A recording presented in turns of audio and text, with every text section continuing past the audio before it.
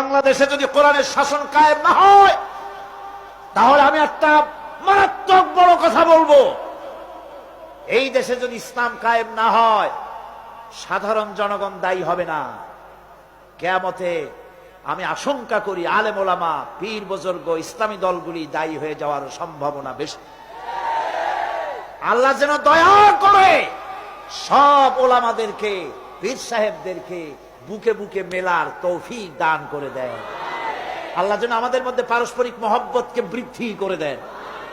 আওলাদ রাসূল আমার থেকেও সুন্দর করে বলেছেন, আলিয়ায় পড়লে চোখে দেখতে পারে না, তার ইলেম সবকুছ খালিয়া। আর দেওবন্দীদেরকে এইভাবে উনি একটা বলেছেন।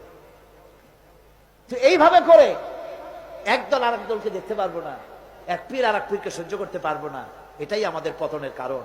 আল্লাহ যেন আমাদের সকলকে এক প্ল্যাটফর্মে বসার, একজন আর একজনকে চুমা খাওয়ার, বুকের সাথে লাগাবার তৌফিক আল্লাহ যেন দিয়ে দেয়।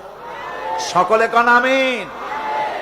বাংলাদেশের সমস্ত ওলামায়ে কেরাম, মাশায়েখে এজাম সকলকে বিনীতভাবে অনুরোধ করি, ওলামা মাশায়েখ ইসলামী দলগুলি যদি এক হয়ে যায়, এই দেশে ইসলাম কায়েম করা কোনো কঠিন বিষয় নয়।